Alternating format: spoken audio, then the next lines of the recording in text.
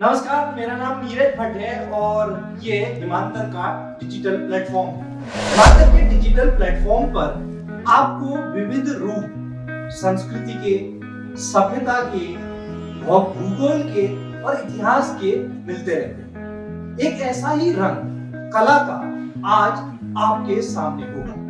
उस कला के रंग को इंट्रोड्यूस करने से पहले अगर मैं आपको ये बात बताऊं कि उत्तराखंड के आखिरी गांव का एक लड़का जो उत्तरकाशी जिले में पैदा हुआ, वहां से चलकर अपने छोटे छोटे कदमों को आगे बढ़ाता हुआ देश की राजधानी दिल्ली में पहुंचा। लेकिन उसकी यात्रा का ये एक छोटा सा पड़ाव होता है और कुछ ही समय बाद वो छोटे छोटे कदम मध्यम कदम बनते हुए देश की सीमाओं के बाहर लंदन तक पहुंचा।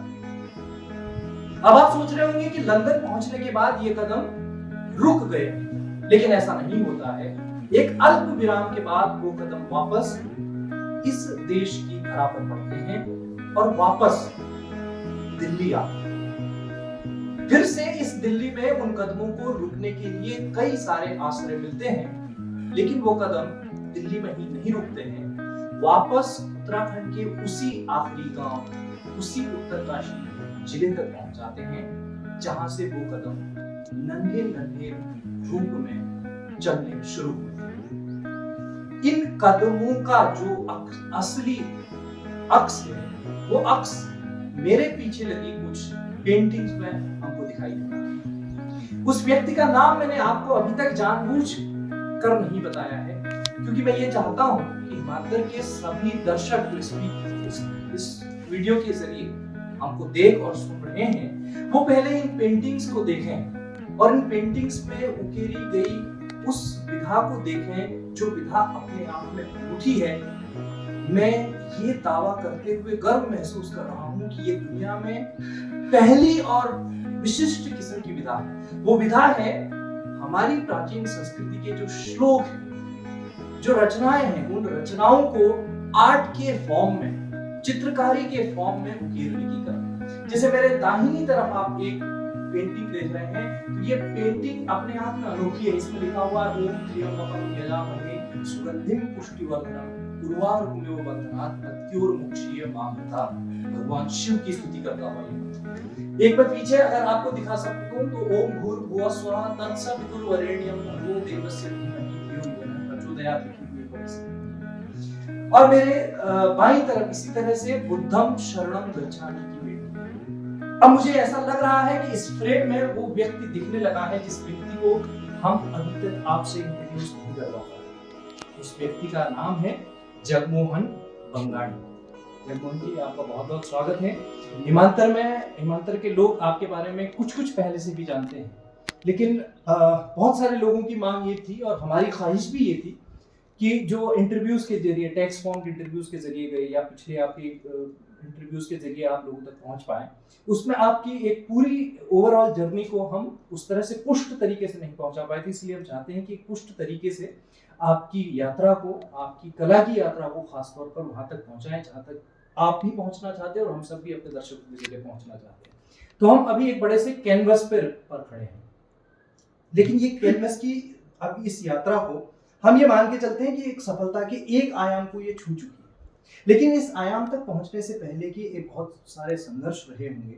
जैसा मैंने अपने शुरुआत में कहा कि उत्तरकाशी के आखिरी जिले से शुरुआत आपने की और दिल्ली होते हुए, लंदन होते हुए वापस दिल्ली और फिर उत्तराखंड की तरफ आप बढ़ रहे हैं। तो पहले हमें और हिमांतर के सारे दर्शकों को अपनी उत्तरकाशी से शुरू हुई उस यात्रा को और खास तौर पर उस यात्रा में ये कला और ये पेंटिंग की विधा कैसे जुड़ती है उसके बारे में आप बताएं। जी जरूर। मेरा जन्म उत्तराखंड के एक सुदूर गांव मोंडा बंगाल में हुआ और बचपन से ही मुझे चित्रों का शौक था, लेकिन कला का कुछ पता नहीं था कि इस कला माध्यम को कैसे आगे बढ़ाया जाए। तो 8वीं पास करने के बाद मैं बड़कोट आया। बड़कोट में मेरे जो सबसे बड़े वाले भाई थे वो एक फोटोग्राफी स्टूडियो चला रहे थे। अच्छा। तो मैं वहाँ 10+2 तक मैंने वहाँ फोटोग्राफी की।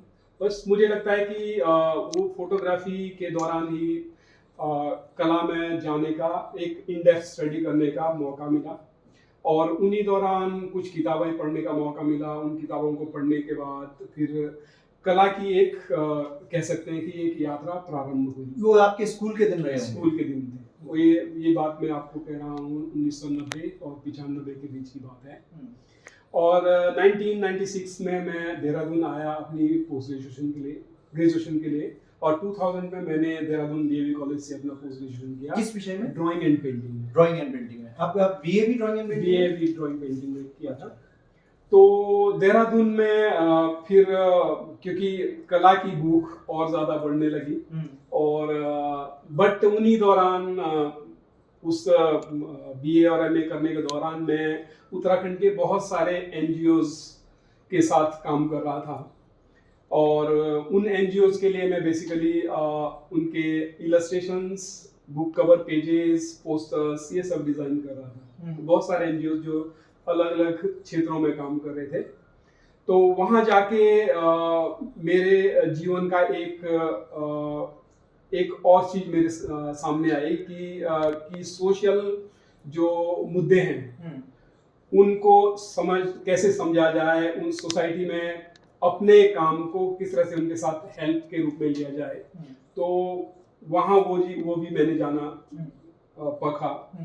और फिर 2000 में मैंने जब मास्टर्स किया तो मुझे लगा था कि मैं अब देहरादून में रह के पीएचडी करूं या फिर दिल्ली जाके कला में थोड़ा और आगे बढ़ने की कोशिश करूं। तो फाइनली मुझे दिल्ली आना हुआ। अच्छा। और दिल्ली में शुरू का 1 साल बड़ा डिफिकल्ट रहा, क्योंकि एक गांव का बच्चा, उसके लिए शहर जो है ना एक चकाचौंध रोशनी वाला शहर था, और अननोन सड़कें जिनको हमें पता ही नहीं है कि वो सड़कें कहाँ जा रही है।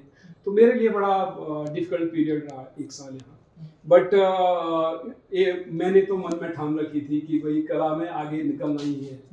और उन दौरान मैं ना अपने आप को मैं कुछ सपने भी देखता था, और सपने ये होते थे कि मुझे एक दिन एक चित्रकार बनना है। तो ये छोटा सा सपना वहाँ जो बना था उसमें मैं चलता रहा। और उन्हीं दौरान ये बात है 2002 की, 2002 में मेरी एक गवर्नमेंट जॉब भी लगी थी देहरादून से आगे। अच्छा। बट वो छोड़ दिया? वो मैंने छोड़ दिया, मैंने उसको ज्वाइन नहीं किया, क्योंकि मुझसे कुछ लोग ये भी कहने लगे तुम ज्वाइन कर लो, उसके बाद तुम नहीं भी लोगे जॉब को तो कोई बात नहीं, जॉब तुम्हारी सिक्योर रहेगी। बट मुझे लगा कि एटलीस्ट जो मेरे पीछे है पर्सन, यदि मैं ज्वाइन कर लेता हूँ तो उसको जॉब नहीं मिलेगी, तो मैंने ज्वाइन नहीं किया ताकि दूसरे पर्सन को वो मौका मिल जाए। तो वो एक पॉसिबिलिटीज थी कि एक अच्छा सा जीवन, सभी लोग सोचते हैं कि उनके जीवन की दौड़ जो है एक अच्छी नौकरी तक चला जाए, लेकिन मुझे लगा कि नहीं, मुझे एक चित्रकार बनना है, मुझे सिर्फ एक कला अध्यापक नहीं बनना है। तो दिल्ली आके वही एक साल संघर्ष का रहा है। फिर 1 साल में मुझे ललित कला एकेडमी से रिसर्च स्कॉलरशिप मिली। अच्छा, ये पोस्ट ग्रेजुएशन के बाद का दौर है आपका, जो आप देहरादून में पोस्ट ग्रेजुएशन कर लेते हैं, उसके बाद ये दिल्ली ललित कला का। जी।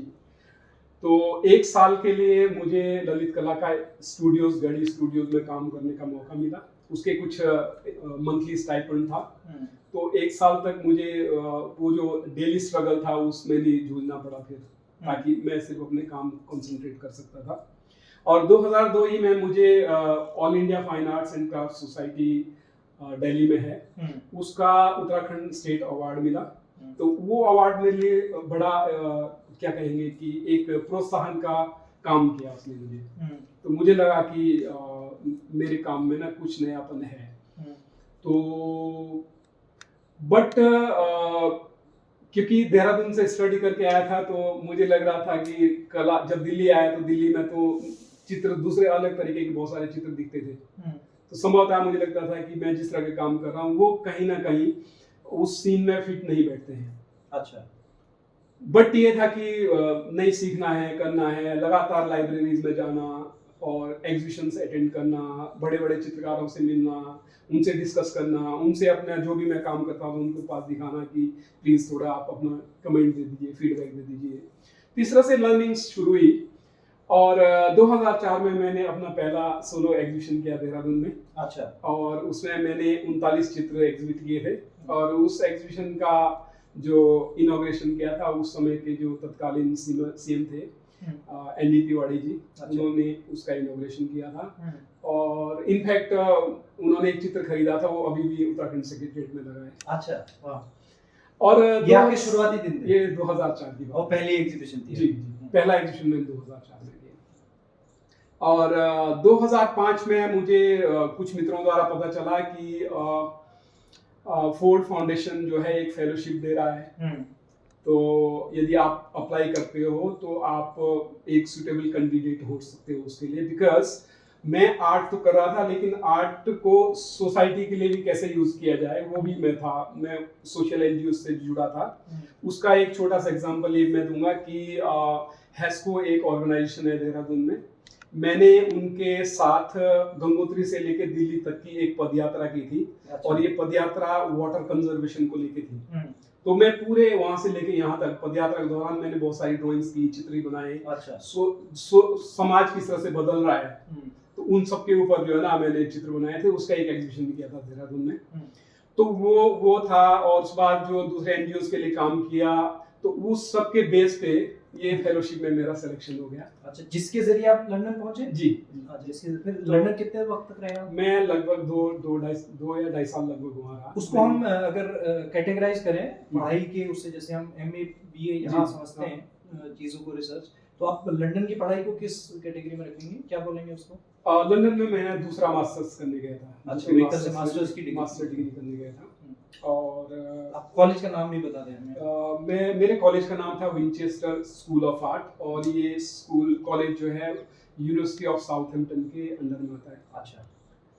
और लंदन में मुझे पॉसिबिलिटीज थी मुझे वहीं रुकने की। मेरे कॉलेज से मुझे ऑफर भी था कि हम आपको ना यहीं पे ड्राइंग की, क्योंकि मेरा ड्राइंग बड़ा अच्छा था और मैं वहाँ बीए के बच्चों को ड्राइंग की क्लासेस भी ले रहा था। तो वहाँ के जो टीचर्स थे वो बड़े प्रभावित थे इस चीज से, तो उन्होंने कहा था हम आपको 1 साल का कॉन्ट्रैक्ट दे देते और आप यहीं रहिए। बट समाव मेरा वहाँ मन नहीं लगा। मुझे लगा था कि मेरा मिशन जो है गांव से आया हूँ, वापस वहीं जाना है, वापस मुझे जाना है, वापस वहाँ के लोगों के लिए काम करना है। और दूसरा फोर्ड फाउंडेशन जो फेलोशिप मिला था, तो वो इस तरह के लोगों को दिया गया था जिनका सोसाइटी के लिए कुछ कंसर्न है। तो मेरा शुरू से एक क्लियर था कि मैं अपना स्टडी करूंगा, वहाँ चीज़ों को देखूंगा, यूरोप घूम के अपने काम में क्या परिवर्तन होते हैं वो लेके मैं वापस आऊँगा। फिर मैं भले मेरा रहने का सेंटर दिल्ली में रहता है, बट मुझे वापस गांव जाके काम करना है। अच्छा, तो अब मैं यहाँ पर आपके अगले जो प्रयास हैं उस पर आऊँ। उससे पहले आपके जो जवाब से मुझे एक सवाल अभी पैदा हुआ, वो सवाल है आपके साहस को लेकर के। 2 चीज़ों पर मैं आपके साहस की तारीफ करते हुए, वो शायद हो सकता है सुनने वाले लोगों के लिए बड़ा इंस्पिरेशनल हो, एक तरह का किक मिलती है जिससे वो कहें। 2 साहसों का आपने जिक्र किया। जिस क्षेत्र में आप पढ़ रहे थे, उस क्षेत्र में, और उस खासकर उस समय काल में, उस इलाके में, क्योंकि मैं भी खुद उत्तराखंड की ही पैदाइश हूँ और उस पढ़ाई लिखाई के उस दौर को समझता हूँ। वहाँ पर जो कला की पढ़ाई को उस तरह से महत्व नहीं दिया जाता था जो विज्ञान की पढ़ाई को दिया जाता। आपका बच्चा अच्छा तब माना जाएगा जब वो फिजिक्स, केमिस्ट्री, मैथमेटिक्स, अंग्रेजी ऐसी कोई चीज पढ़ता। एक तो ये जो साहस आपने किया है कि उस दौर में फाइन आर्ट्स जैसी चीज, जो कला, ड्राइंग के नाम से उस वक्त वहां जानी जाती होगी, उसकी तरफ आप चले गए और आपके परिवार का भी उस पर सपोर्ट रहा। ये साहस आप और आपका परिवार कैसे कर पाए उन सामाजिक ऑड्स के खिलाफ जाने का? एक साहस ये। दूसरा साहस, जिन पहाड़ी इलाकों में हम सब लोग कहते हैं कि आप ये कौन है, ये सिपाही जी हैं, ये कौन है, ये ड्राइवर साहब, ये कौन है, ये चपरासी साहब है। मतलब चपरासी होना भी अपने आप में बहुत बड़ा ओहदा माना जाता था सरकारी नौकरी होने की। हमारी जो विषम भौगोलिक परिस्थितियां हैं उत्तराखंड की, उनको देखते हुए उस दौर में एक सरकारी नौकरी लगना और सरकारी नौकरी को छोड़ देना, ये 2 साहसों को जरा रेखांकित करिए हम सब लोगों के लिए, क्योंकि बहुत एक दिलचस्प भी है और हम सब लोगों को किक देने वाला भी है, प्रेरणा देने वाला भी मामला है। एक्चुअली मुझे ये लगा कि यदि मेरी गवर्नमेंट जॉब लगती है तो मैं गांव में एक टीचर बन के रह जाता हूँ। बट मेरे सपने बहुत बड़े थे। मुझे लगता था कि जैसे मैंने ज़ेरिको थियोडोर बहुत फेमस आर्टिस्ट था, रेम्ब्रांड था, विंसेंट वैन गॉग था, पॉल गॉगिन था, और इन सब की जीवनियां पढ़ी थी उन दौरान। तो मैं अपने आप को उन्हीं की तरह इमेजिन करता था। मुझे लगता था कि बड़ा होके बड़ा जगमन बंगानी एक नाम कमाना है, कुछ नया ऐसा करना है लाइफ में कि जो पहले किसी ने नहीं किया। तो बस ये एक सपना रहा हमेशा से। तो इस सपने को लेके इनफैक्ट जो मैं अभी काम कर रहा हूँ, मेरे पेरेंट्स को अभी पता नहीं मैं क्या काम करता हूँ। उनको खुशी होती है जब कोई अच्छा देखते हैं या कई मैगजीन में पढ़ते हैं मेरे बारे में, तो उनको लगता है कि अच्छा हमारा बेटा थोड़ा कुछ अच्छा कर रहा है। अभी भी मैं गांव जाता हूँ तो गांव के बहुत सारे जो बुजुर्ग लोग हैं मुझे पूछते हैं, अच्छा तुमने तो लंदन जाके पढ़ाई की, अभी तक तुम्हारी कोई गवर्नमेंट जॉब नहीं लगी, सरकारी नौकरी है ना? क्योंकि उनका ये होता है कि किसी का सरकारी नौकरी लग गई, इट मींस वो सक्सेसफुल है लाइफ में।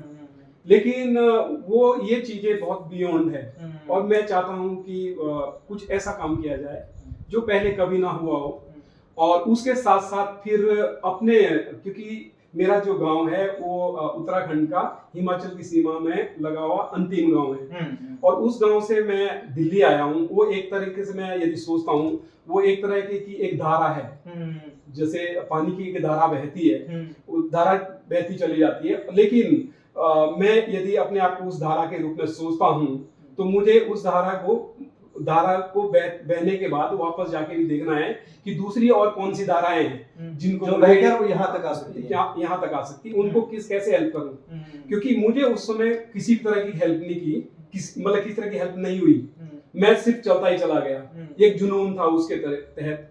बट बहुत सारे लोग ऐसे हैं जो इतना साहस नहीं ले पाएंगे जीवन में कि एक नौकरी छोड़ दें, नहीं हमें आगे जाना है।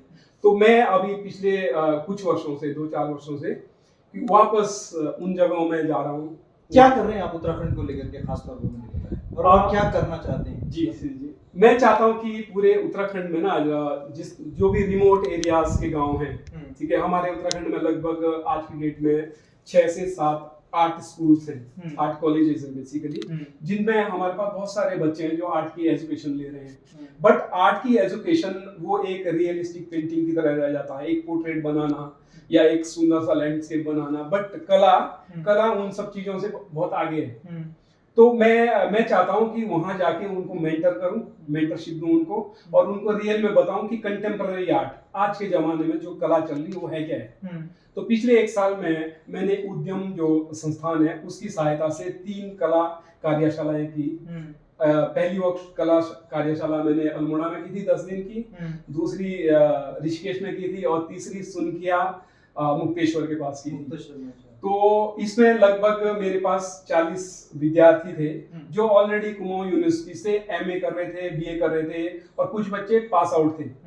तो उनको मैंने मेंटर किया। अच्छा। और इन 3 वर्कशॉप में 1 साल के दौरान हमने 100 से ज्यादा चित्र बनाए, और उन चित्रों में से हमने 82 चित्रों को सिलेक्शन किया, और उसका हमने दिल्ली में एक एग्जीबिशन किया मार्च के पहले हफ्ते में, इसी साल के 2023 जी।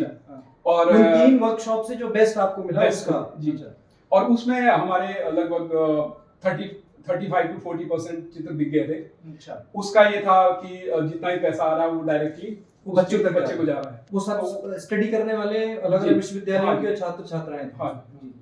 तो ये एक तरीके का सोशल कंसर्न रहा है मेरा, और अभी जो ऑर्गेनाइजेशन की बात चल रही है तो हम आने वाले टाइम में एक फेलोशिप देने की सोच रहे हैं, और फेलोशिप का एक क्राइटेरिया होगा कि हम पूरे उत्तराखंड से एप्लीकेशंस मांगेंगे, फिर उसका सिलेक्शन होगा। फिर सोच रहे हैं कि मतलब बातचीत चल रही है अभी कि हम अगस्त से ये प्रोग्राम शुरू करें। कला की पढ़ाई करने वाले विद्यार्थियों के लिए खास तौर पर सिर्फ कला, चित्रकला को वो किस स्तर के बाद, ग्रेजुएशन या पोस्ट ग्रेजुएशन के? इसमें हम जो ग्रेजुएशन कर रहे हैं बच्चे वहां से शुरू होगा, बिकॉज पहले ये कंसिडरेशन हो रहा था कि हम 12वीं तक का ले लेते हैं, बट मैंने बहुत जगह मेरे अनुभव के अनुसार मैंने पाया है कि बहुत सारे बच्चे 12वीं के बाद ना वो उनका कला के प्रति उतना रुझान नहीं रहता, वो अपना फील्ड बदल देते हैं। तो मुझे लगा कि एटलीस्ट बीए जो कर रहा है तो उसको हम थोड़ा प्रोत्साहित करें तो ज्यादा बढ़िया है। तो ये कब तक आप इसको शुरू कर पाने की स्थिति? ये मोस्ट प्रोबेबली अभी ऑर्गेनाइजेशन जिस तरह से सोच रहा है तो मोस्ट प्रोबेबली अगस्त से शुरू होना है, इसी 2023 के अगस्त से। हाँ जी। और इसमें लगभग लाभार्थी कितने बच्चे होंगे?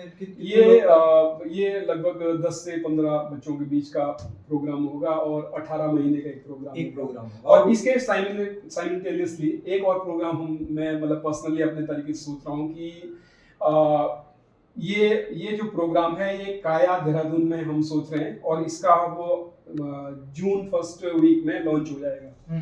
तो काया में मैं अगेन ये सोच रहा हूँ कि पूरा उत्तराखंड से हम 20 बच्चों का सिलेक्शन करेंगे जो कला को लेके हैं और उनका एक एज लिमिट भी दिया है कि उसमें 35 इयर्स तक का एज है, 25 और 35 के बीच में।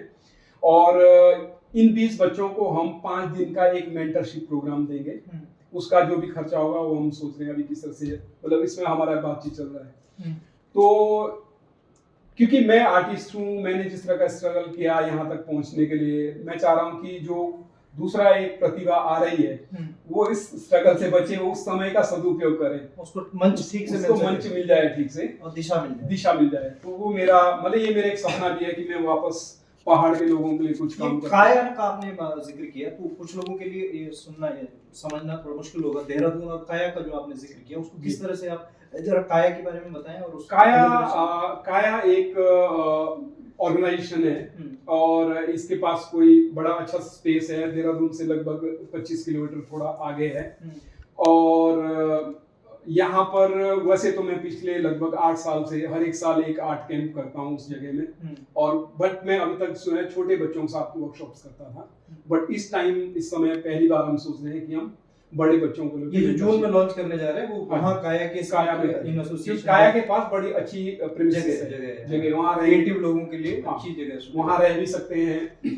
और काया एक तरीके का लर्निंग सेंटर है, वो बहुत सारे लोग अपने प्रोग्राम्स करते हैं, सेमिनार्स करते हैं, स्कूल्स अपनी वर्कशॉप्स कराती है, उस तरह का एक प्लेटफॉर्म है।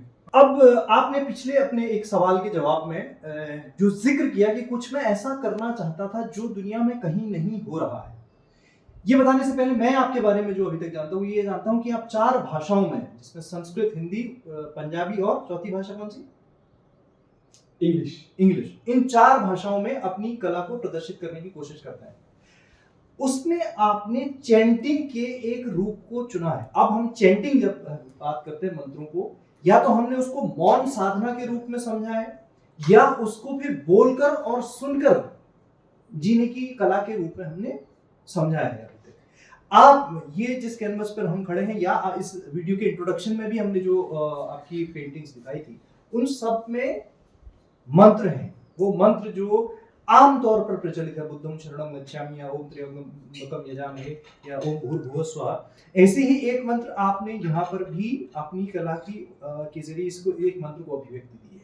तो आप ये बताइए कि आपने इस विधा को कैसे पकड़ा और कैसे इसको चुना, और ये क्या है आपके लिए? क्या ये आपकी चैंटिंग है? जी, इसमें मैं थोड़ा सा आपको पीछे ले जाना चाहता हूँ। जब मैं मास्टर्स कर रहा था इंग्लैंड में, तो उससे पहले 2005 से पहले मेरे चित्रों का विषय ह्यूमन इमेजेस थी। और 2004 और 5 में बेसिकली मैं अपने को लेके ही काम कर रहा था। मेरी अपनी छवियां जो है ना पेंटिंग में आती थी। और 2004 से पहले पहाड़ के जो महिलाएं और बच्चे जिनको मैं सोचता था कि सबसे ज्यादा स्ट्रगल करते हैं, तो मेरे चित्रों का विषय वो था। अच्छा। बट इंग्लैंड जब मैं गया तो इंग्लैंड में मैंने उस तरह के रियलिस्टिक मतलब फिगरेटिव वर्क किए, बट मेरे जो ट्यूटर्स थे उन्होंने एक बहुत अच्छी प्रतिक्रिया नहीं दी उसमें। अच्छा। उन्होंने मुझे सजेशन दिया कि Jagmohan, you must go to the museums and galleries to and see what kind of work going on there. तो मैं पेरिस गया, पेरिस में लुव्र में काफ़ी समय बिताया, बर्लिन गया और रोम गया और वेनिस गया, इस तरह काफ़ी सारी जगहों में गया, बहुत सारे म्यूजियम्स घूमे, बहुत सारी गैलरीज घूमी। वापस ये सब घूमने के बाद जब मैं अपने स्टूडियो में आया इंग्लैंड में, तो मैं सच में ही ब्लैंक था। अच्छा। मुझे लगा कि मैं जो अभी तक कर रहा था, मैं तो अपने आप को एक बहुत बड़ा चित्रकार समझ रहा था, तो मुझे कुछ भी नहीं है, तो मुझे लगता है मैं तो कुछ नहीं कर रहा हूँ। तो वहां से ना वो सेल्फ अवेयरनेस शुरू हुई कि अब क्या किया जाए। बहुत समय तक काम नहीं कर पाया। मैं रोज स्टूडियो जाता था, स्टूडियो में बैठ जाता था, लगभग 1 महीने का समय ऐसा रहा हो कि मैं कुछ कर नहीं पाया। तो वहां पर जो है ये जो मैं अभी काम कर रहा हूँ टेक्स्ट को लेके, वो वहां पे उसकी उत्पत्ति हुई। ये लंदन में उत्पत्ति हो रही है मंत्रों को अभिव्यक्ति देने की। जी।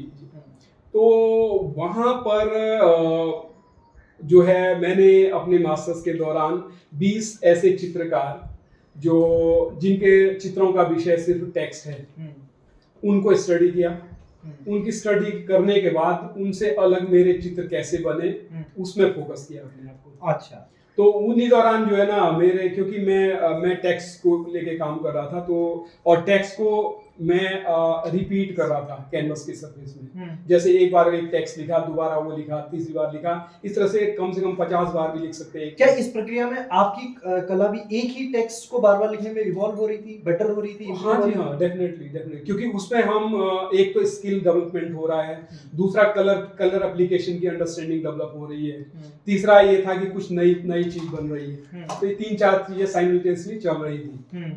तो उस समय क्योंकि ये प्रोसेस रिपीटेशन का था, तो मुझे आइडिया क्या है बेसिकली उसको सर्च करना पड़ा। तो जब मैं लंदन में था तो मुझे लगा कि क्योंकि मेरा अब एक नए तरीके के चित्र बन रहे हैं, तो ये था कि जो भी चित्र बनेगा वो कोशिश ये रहे कि उसमें कहीं ना कहीं हमारा इंडियन मतलब भारतीयता आ जाए, तो भारतीय संस्कृति आए तो ज्यादा अच्छा होगा। अदरवाइज मतलब वैसे मेरे मन में ये था नहीं ज्यादा, बट ऑटोमेटिकली मन में आ गया कि ये भी होता है कि जब आप अपने देश से बाहर किसी दूसरी कंट्री में रहते हो तो आप अपने देश के प्रति और ज्यादा लगाव महसूस करते हैं। तो उन्हीं दौरान फिर मुझे लगा कि ऐसे क्या शब्द हो सकते हैं जो आदमी जो है ना अपनी लाइफ में बार बार रिपीट करता है। तो तुरंत ही ये मेरे दिमाग में आया था कि हम मंत्रों को चैंट करते हैं, और मंत्र संस्कृत में है, और संस्कृत इंडिया से बिलोंग करती है, और Sanskrit is one of the oldest language in world. तो ये आइडिया मेरे को तुरंत तो आपको लंदन में रहते हुए ही इसको लेकर के इसकी एक्सेप्टेंस, इसका एप्रिसिएशन और मिलने लगा था आपको? वहां से ये बात पता चल गई थी कि अब ये आर्ट फॉर्म में जो मुझे इसको पकड़ कर आगे चलना है, वहीं से आपको मिलने लगा। जबकि वो कहें तो इसका आधार तो मूल रूप से भारत है, बल्कि आप लंदन में भी, लेकिन आपकी इस कला को पहचान मिलनी शुरू हो गई। जी एक्चुअली क्या हुआ कि क्योंकि स्क्रिप्ट इसमें देवनागरी है, और लंदन में क्या हुआ कि उस स्क्रिप्ट को लोग पढ़ नहीं पाते हैं। तो जब भी मैंने जो भी चित्र बनाए तो उनके लिए वो एक तरीके का एब्स्ट्रैक्ट आर्ट हो गया, और उनको सच में लगा कि ये कुछ अलग काम हो रहा है। बट जब मैंने उनको मतलब अपने ट्यूटर्स को बताया कि इसके अंदर ये आइडिया है, तो जब जैसे वो आइडिया उनके माइंड में गया, तो आइडिया एंड एप्लीकेशंस दोनों का आपसी संबंध हो गया। तो उनको लगा yes it's a very good work. अच्छा, उन्होंने पहले इसको एब्स्ट्रैक्ट के तौर पर देखा, फिर उसको एक आइडिया के तौर पर समझा। जब दोनों को मिलाया तो वो एक अद्भुत कला के रूप में उसका जन्म हुआ। तो फिर उसमें फिर तो एक तरह से कहें कि नदी की धारा को एक रास्ता दिशा मिल गई, इस दिशा में बहना।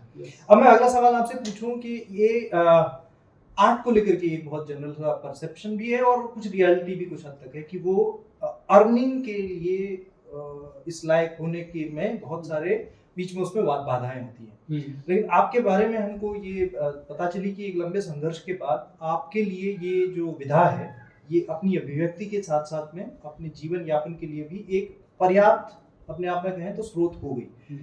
तो आप इस बारे में कुछ बताना चाहेंगे कि आपकी अभी तक की सबसे महंगी पेंटिंग्स कहाँ तक बिकी, या किस तरह की कला का एप्रिसिएशन आपको मिला, जो आपकी अभिव्यक्ति थी उसको मिला, और इस जर्नी में जो आपके लिए जो सुखद संदेश इस कला के जरिए आपको प्राप्त हुए?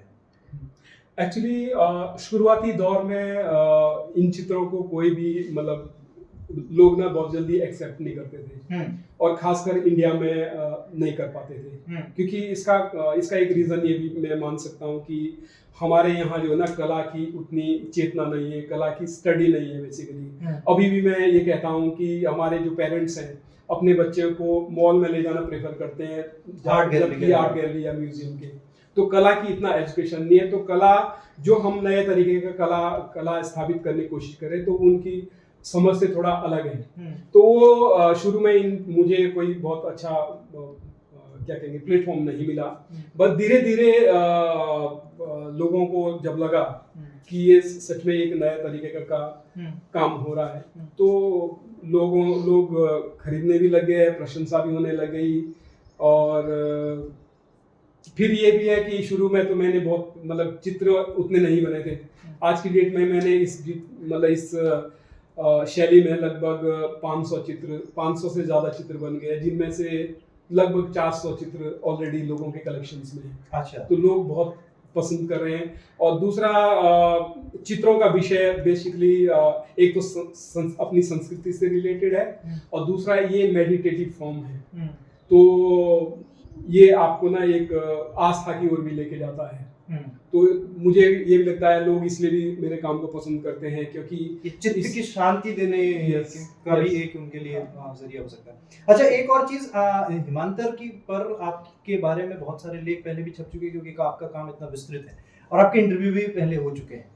उन इंटरव्यूज को देखने के बाद कुछ दर्शकों ने, क्योंकि वो इंटरव्यू प्रकाश उप्रेती जो हमारे साथी हैं, दिल्ली विश्वविद्यालय में प्रोफेसर पढ़ाते हैं, और शशि मिधा हमारे हैं, शशि मोहन रावत, तो उन दोनों के पास बहुत सारे सवाल आए हैं। तो और सवाल के साथ साथ मैं ये देख पा रहा हूँ, जब हम इंटरव्यू कर रहे हैं तो आपको ये बता दें कि दिल्ली के मायापुरी इलाके में हम हैं और ये जगमोहन भाई के स्टूडियो में है। इसी स्टूडियो में इनकी क्रिएटिविटी ज्यादातर पैदा होती है, जो भी इंस्पिरेशन ये लेकर के आते हैं। तो ये इस स्टूडियो को देखते हुए कैमरे के पीछे शशिदा खड़े हैं और प्रकाश जी खड़े हैं, उनके आंखों में मुझे सवाल नजर आ रहे हैं। उनके पास अपने सवाल तो नहीं, और साथ ही साथ वो सवाल भी हैं जो दर्शकों के जरिए आए। मैं चाहता हूँ कि प्रकाश उप्रेती हमारे बीच में आए, तो वो जो सवाल पिछले इंटरव्यू का, आपका पहला तो ये बताइए पिछले इंटरव्यू का आपका अनुभव कैसा रहा। उस आपसे तो मैं ये सवाल, मैं बल्कि ये पूछना चाहता हूँ, उस इंटरव्यू से इस इंटरव्यू तक के जगमोहन जी की जो ये क्रिएटिव जर्नी है, उस क्रिएटिव जर्नी में आप क्या इवोल्यूशन देते, क्या आपके अंतर पा रहे हैं, और फिर वो सवाल जरा पूछिए जो आपको दर्शकों के जरिए प्राप्त हुए हैं। शुक्रिया नीरज भाई। पिछली बार जब हम लोग मिले थे जगमोहन भाई से, और यहीं मिले थे, उस समय ये स्टूडियो डेवलप हो ही रहा था, और उस दौर में हम लोग देख रहे थे कि जगमोहन भाई लगातार अपनी इस पेंटिंग के साथ एक जद्दोजहद में थे कि पहाड़ तक कैसे पहुंचे, पहाड़ की प्रतिभा को कैसे लाए। बहुत देर तक हम लोग की बातचीत हुई और ये आइडिया सोच रहे थे कैसे जाए वहां करके। और आज जब हम इस बार मिले हैं तो वो 3 वर्कशॉप पहाड़ में कर चुके हैं और पहाड़ की पेंटिंग्स को दिल्ली में एग्जीबिशंस में ला चुके हैं और वापस फिर से जाने की जद्दोजहद कर। ये मुझे उस इंटरव्यू से इस इंटरव्यू तक की एक यात्रा लगती है।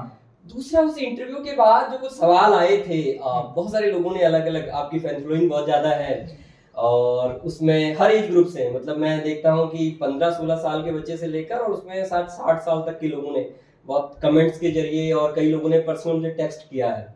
तो उसमें बराबर एक सवाल निकल कर आ रहा था, एक आपकी फोटो छपी थी जिसमें इस तरह के घुंघराले बाल तो उन्होंने कहा क्या आर्टिस्ट के लिए इस तरह का एक लुक जो है वो होना जरूरी है क्या, मतलब इस तरह का कुछ एक सवाल था जगमोहन भाई। नहीं, ये एक्चुअली क्या हुआ कि जब हमारा मतलब बीच में कोविड का जो पीरियड आया था 2019 से, और उस समय से मैंने अपने बाल नहीं काटे, बट बाल बढ़ाने का मकसद ये था कि मुझे बचपन से ही बड़े बाल रखने का शौक था। लेकिन क्योंकि गांव में पेरेंट्स ने ये अनुमति नहीं दी, फिर मैं जब बड़कोट में पढ़ने आया तो मेरे बड़े भैया ने भी मना किया। फिर देहरादून आए तो बड़े बाल रखने की कोशिश की, लेकिन संभवतः नहीं कर पाया। फिर मैं जब इंग्लैंड गया पढ़ने के लिए, वहाँ भी मैंने कोशिश की, बट वहाँ भी एक जो इच्छा थी हो नहीं पाई। तो ये कोविड के दौरान एक मौका मिल गया, तो ये घर वालों को बताने का मौका रहा कि भाई अभी तो सब कुछ बंद है तो मैं कैसे कटवाऊं। बट ये एक अच्छा लगा कि, और मुझे रियल में अपने बाल बहुत पसंद है। एक ये क्या कहेंगे कि एक अच्छा लुक, मुझे अपने आप को ना अच्छे तरीके से रखना बहुत पसंद है। कोविड के दौरान भी बताऊं क्या होता था कि हालांकि मेरा स्टूडियो है, मैं नीचे है, मैं रोज सुबह उठ के नहा के अच्छे से कपड़े पहन के स्टूडियो में आता था। मैं पूनम मुझे कहती, वाइफ मेरी कहती थी कि भाई मतलब तुम घर में रह के तुम बड़े तैयार होकर स्टूडियो में जा रहे हो। तो मैंने कहा मैं अपने आप से प्यार करता हूँ, मुझे अच्छा लगता है अच्छे से रहना, और मैं ये नहीं कि भाई आप ऐसे ही चले जाओ। तो मैं मतलब मुझे लगता है कि हर एक व्यक्ति को सबसे पहले अपने से प्यार करना चाहिए, क्योंकि अपने से प्यार करोगे तभी अपना चारों ओर अपनी मतलब प्यार दिखेगा आपको चारों ओर।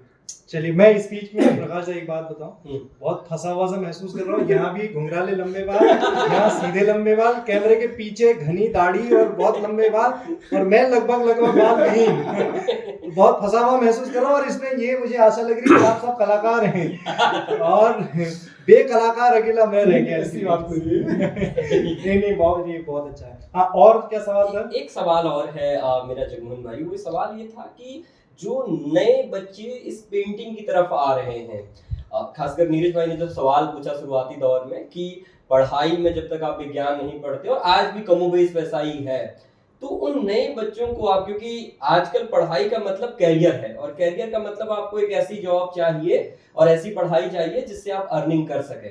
तो जो नए बच्चे इस कला के साथ जुड़ रहे हैं, तो उनको आप कैसे मोटिवेट करेंगे कि भाई ये आप कला के साथ साथ आप इसे अर्निंग का भी बना सकते हैं, मतलब उनके लिए आपका क्या कहना है? उसमें कई सारे सवालों में मेरे पास एक सवाल किसी ने पर्सनली भेजा था इस बच्चे ने। जी जब मैं गांव में था तो गांव में मैंने कभी सपने में भी नहीं सोचा था कि मैं दिल्ली में जाके अपना एक स्टूडियो डेवलप करूंगा और इस तरह से आगे बढ़ूंगा। तो बट मैंने एक सपना देखा था कि मुझे इस सपने के तहत आगे बढ़ना है और मुझे नहीं था पता कि मैं आगे कहाँ बढ़ रहा हूँ।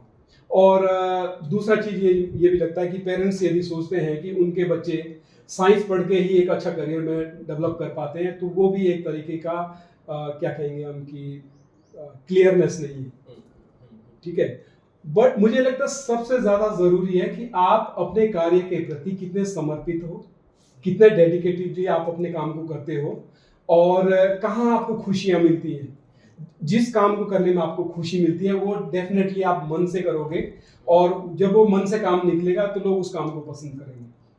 तो कला भी यही है, कला थोड़ा डिफिकल्ट फील्ड है कला, क्योंकि बहुत जल्दी से आपको कुछ नहीं देता है, ठीक है। कला के जो आउटकम्स हैं इमीडिएटली नहीं मिलता है, इसमें आपको एक रास्ता तय करना ही है। बोलते हैं ना कि there is no shortcut in life, मतलब सेम वे में आर्ट में कला में भी कोई शॉर्टकट नहीं है। तो बट इसका जो रास्ता है एक रियलिस्टिक पेंटिंग्स जैसे आप हूबहू जब बनाते हो चीजें उससे पास होता है। पहले आपको वो लर्न करना ही पड़ेगा कि एक रियलिस्टिक कैसे बनेगा, वो सीढ़ियाँ आगे चढ़ने की। तो धीरे धीरे आप ना एब्स्ट्रैक्शन की ओर बढ़ते हो, फिर आइडियाज होता है, आइडिया कैसे डेवलप होते हैं, क्रिएटिविटी कैसे आती है। मैं जब भी बच्चों को पढ़ाता हूँ बच्चों को मैं सबसे पहले 3 चीजें बताता हूँ कि eye, mind and creativity. Eye, mind and hand, 3 चीजें बहुत जरूरी होती है हमारे लिए। हैंड आपको स्किल डेवलपमेंट कराता है, आई आपको एस्थेटिक सेंस डेवलप करता है और माइंड हमारे क्रिएटिविटी में काम करता है। तो ये तीनों चीजों को कैसे डेवलप किया जाए, तो इन तीनों चीजों का जब समावेश हो जाता है तब आप एक अच्छी चीज डेवलप कर पाते हो। तो उन बच्चों के लिए मुझे लगता है कि आप फेथफुली, ट्रूथफुली, ऑनेस्टली उस काम को समर्पित हो जाओ जो आप काम करना चाहते हो, डेफिनेटली वो चीजें आपको आगे ले जाएगी। हाँ नहीं एक बात एक सवाल नहीं बहुत हल्का सवाल। इन्होंने बोला 3 चीजें, 3 मंत्र दिए बच्चों के लिए, आई, माइंड एंड हैंड। मेरा यहाँ हम्बल सबमिशन ये है कि एक और गुण भी उसमें होना चाहिए कलाकार में, वो तीसरा हेयर। उसका सबूत देने के लिए मैं शशिदा आप आएंगे, नहीं तो सारे दर्शक कहेंगे कि जो चौथे आदमी जिनका जिक्र हुआ था उनके लंबे बाल नहीं। क्योंकि दर्शकों को हम जो है इंट्रोड्यूस करवाते थे कि कलाकार लंबे बाल वाले। शशिदा के पास भी कुछ सवाल हैं। आपका सवाल बाद में मैंने बीच में आपको बोल दिया था, वो शशिदा आप पहले करें फिर मैं। जुगनून भाई, अक्सर मैंने भी आप पर एक लेख लिखा था तो और आपकी एक फोटो थी जिसमें आपने ऊपर बालों को बांधा था और हाथ पे वो रुद्राक्ष। कई लोगों का सवाल है कि ये क्या कुछ स्पेशल है कि जो आर्टिस्ट है, जैसे आपने कैलाश खेर को देखा वो बहुत अच्छा गाते हैं, तो आपकी शक्ल से भी बाल वाल भी वैसे मिलती है। तो कई लोगों ने पूछा कि ये क्या कैलाश खेर है, मैंने कहा नहीं भाई जगमोहन भाई। इस रुद्राक्ष के पीछे क्या कोई खास वजह है? इसके पीछे भी कोई खास वजह नहीं है। मुझे ना बहुत पसंद है। मुझे मेरे पास रिंग थी, वो रिंग हट गई। मेरे पास एक सोने का लॉकेट है जिसमें सन है बना, लेकिन संभवतः मैं उसको भी नहीं पहन पाता। बट ये एक इस तरह की माला है कि मुझे एक स्पिरिचुअल फीलिंग देती है, मुझे स्पिरिचुअलिटी से ना थोड़ा बाहर नहीं निकलने देती। तो मुझे लगता है कि समाज जो मेरा वॉक है, मुझे लगता है मेरा काम ना मेरे साथ चल रहा है साथ साथ में, तो एक पर्सनल फीलिंग है इसके साथ जुड़ी। और मुझे बड़ा, मेरे घर में बहुत सारी मालाएं हैं, मैं जो मन चाहूँ, कई बार क्या होता है कि मैं यहाँ भी माला पहन लेता हूँ, बट वो थोड़ा बाहर जाने में झिझक पैदा होती है, लोग कहेंगे कि ये अपने आप बड़ा दिखावा कर रहा है। बट ये मुझे अच्छा फील कर रहा है कि एटलीस्ट कुछ है अपने पास। ऐसा कुछ भी नहीं है कि मैं कुछ और सोचता हूँ इसको लेके। इनफैक्ट मेरे एक दोस्त ने मेरी कोई एक रील देखी होगी, तो रील में ये था, तो उसने कहा कि तुम तो बहुत हिंदुइज्म के अंदर चले गए हो, बीजेपी मतलब किसी भी ऑर्गेनाइजेशन को लेके बहुत वैसे सोच रहे थे। तो मैंने कहा ये पर्सनल चीज़ है, ऐसा नहीं है कि मैं किसी का बहुत बड़ा फॉलोवर हूँ, मुझे सब कुछ अच्छा लगता है, मतलब जो अच्छा लगता है क्यों नहीं अपनाए उस चीज़ को। डेफिनेटली। अगला सवाल दूसरा ये है कि बहुत सारे लोगों का सवाल है कि ह्यूमन नेचर है, उसमें 3 दिमाग होते हैं, लेफ्ट राइट और एक पीछे जिसको रेप्टाइल दिमाग बोलते हैं। तो कहते हैं कि जो बाएं वाला दिमाग है वो नेगेटिव सोचता है और दाएं वाला जो है वो पॉजिटिव सोचता है। तो कुछ लोगों का सवाल है कि जो आर्टिस्ट होते हैं, क्रिएटिव लोग होते हैं, उनका दाएं दिमाग ज्यादा काम करता है। तो आप दाएं बाएं में आई गया सबकॉन्शियस माइंड के जिसको हम विज्ञान में उसको उस तरह से पढ़ते हैं। मैंने एक्चुअली ना अपने दिमाग का ऑपरेशन करके देखा नहीं है, मेरा दिमाग बहुत ज्यादा काम करता है। ऐसा पर काम करता है नहीं देखा, बट ये है कि मैं बचपन से उल्टे हाथ से लिखता हूँ, बहुत लोगों को पता नहीं है इस बात का। अच्छा पेंटिंग सारी उल्टे हाथ से सारा उल्टे से करता हूँ, अधिकतर काम मेरे उल्टे हाथ से होते हैं और ये मुझे नहीं पता, मैं बचपन से ही ये कर रहा हूँ।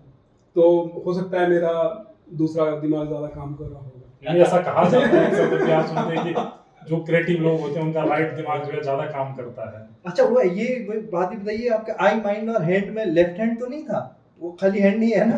नहीं राइट लेफ्ट कोई भी है। अच्छा, एक मेरा एक सवाल छोटा सा जो रह गया था कि अगर कोई बच्चा आर्ट्स की पढ़ाई कर रहा हो, खासकर फाइन आर्ट्स की पढ़ाई कर रहा हो, तो उसके लिए दिल्ली में या भारत में कौन से ऐसे इंस्टीट्यूट हैं जिनको आप बेहतर मानते हैं ताकि वो अपनी उस कला को और निखारे? बहुत महत्वपूर्ण सवाल। तो कहाँ जाए? जी, एक्चुअली दिल्ली में तो दिल्ली कॉलेज ऑफ आर्ट है और जामिया का कॉलेज ऑफ आर्ट है, 2 कॉलेजेस हैं। और अमेठी का, नोएडा में अमेठी का आर्ट कॉलेज है जहाँ पर BFA और MFA पढ़ाया जाता है। और GD गोइंका का है एक कॉलेज। तो दिल्ली में तो 3-4 कॉलेजेस हैं। बाकी हर एक शहर में एक आर्ट कॉलेज है, लखनऊ में है, बनारस में है, चंडीगढ़ में है, बड़ौदा में है, बॉम्बे में है। ठीक है, इसमें आपको 12वीं के पास ही 12वीं करने के बाद ही एडमिशन के लिए आप अप्लाई कर सकते हैं। बैचलर ऑफ फाइन आर्ट्स जिसको बोलेंगे वो BA के इक्विवेलेंट है ना? BFA bachelor of fine arts और फिर MFA master of fine arts. ठीक है। तो हम लगभग अब आखिरी इस पर है, पड़ाव पर। चूंकि हमने बात हिमांतर और उत्तराखंड से शुरू की थी, हिमाचल तक पहुंची थी हमारी बातचीत, लेकिन हमारी बातचीत में इतने सारे तत्व मौजूद हैं कि जो पूरे देश की या कहें कि दुनिया के जो भी लोग हमारी भाषा को समझ पा रहे होंगे, जो इस विधा को समझ पा रहे होंगे, उन सबके लिए बहुत महत्वपूर्ण हो रही होगी। उनके लिए कुछ ना कुछ लर्निंग इसमें जरूर रही होगी। तो आखिर में मैं आपसे चाहता हूँ कि समग्र, खासतौर पर उत्तराखंड के खासतौर पर नवोदित कलाकारों के लिए अगर मैं बात करूं या बच्चों के लिए बात करूं, उनको संदेश के तौर पर आप कुछ ऐसी बातें कहें जो उत्तराखंड के जरिए, टारगेट तो उधर की तरफ हो लेकिन वो जाए हर तरफ, वो कुछ संदेश उन बच्चों के लिए देना चाहेंगे, खासतौर पर इस कला को लेकर के और आपके प्रयासों को लेकर के, और वो इस विधा को लेकर किस तरह से आगे बढ़ पाएंगे उसको लेकर एक आखिरी टिप्पणी की तरफ। जी, मुझे लगता है कि हर किसी को एक सपना देखना चाहिए और उन सपनों को साकार करने के लिए आगे बढ़ते ही रहना चाहिए। ये मेरा सबसे बड़ा, मैं ये नहीं कहता हूँ कि आप ये ड्राइंग करो वो करो, बट ये है कि अपने सपनों को कभी मरने मत देना और हमेशा आपको बहुत बड़े बड़े सपने देखने चाहिए। और यदि आप सपने देखोगे तो उन सपनों को साकार करने के लिए निश्चित तौर से आगे बढ़ोगे। तो मेरा ये संदेश है। बहुत इस खूबसूरत से मौके पर शशिदा आपका बहुत बहुत शुक्रिया इस वीडियो में हमारे साथ जुड़ने के लिए। प्रकाश दा आपका भी बहुत बहुत शुक्रिया। जगमोहन भाई आपको बहुत बहुत धन्यवाद, आपने इतना कीमती वक्त हमको दिया और बहुत सारी ऐसी जानकारियां हमको मिली जो मुझे लगता है कि हमारे लिए फायदेमंद थी ही, जो लोग हमको देख पा रहे हैं उन सबके लिए भी फायदेमंद रही होंगी। ये कुछ आपके अभी उपलब्धियां हम वो अपने आप में बहुत एक स्तर पर पहुंच चुकी हैं, पर हम चाहते हैं कि इनका स्तर दिनों दिन उत्तरोत्तर बढ़ता रहे और कामयाबी आपके कदम चूमती रहे। ये जो आपकी दीवारें हैं, ये सारी दीवारें नई नई रचनाएं रचती रहें, उनसे भरती रहें, ये हमारी दुआएं हैं। और हिमांतर के उन सब दर्शकों, श्रोताओं और पाठकों को भी हमारा ये संदेश है कि इस तरह की जो रचनाशीलता है, इस तरह के जो रचनाधर्मी हैं, जो कलाकार हैं, जो चित्रकार हैं, जो साहित्य संस्कृति से जुड़े हुए लोग हैं, उन सबसे आपका परिचय, आपका रास्ता, आपकी बातचीत करवाते रहेंगे। और आपको ये हमारा प्रयास कैसा लगा उसको अपने कमेंट्स के जरिए, अपने इनबॉक्स, आप कुछ जो चैट अगर यूज़ करते हो तो हमारे हिमांतर के इनबॉक्स में भेजिए, ईमेल के जरिए हमको भेजिए। और आपकी जो भी प्रतिक्रिया होगी उस प्रतिक्रिया को हम ध्यान से पढ़ेंगे। कोई आलोचनाएं हों तो उन आलोचनाओं पर भी हम ध्यान देंगे। ये हमारा एक छोटा सा प्रयास था और ये प्रयास अगर आपको अच्छा लगा या जैसा भी लगा वो हम तक ज़रूर पहुंचाएं, ताकि हम भविष्य में आज से बेहतर, जैसे जगमोहन भाई कह रहे हैं कि हर उनकी पेंटिंग बेहतर होती जाती है, वैसे हमारा हर वीडियो, हमारा हर इंटरव्यू इससे बेहतर होए, उसके हम प्रयास करेंगे। आप सब लोगों ने इस वीडियो को देखा, आपका बहुत बहुत धन्यवाद। फिर आपसे मुलाकात होगी।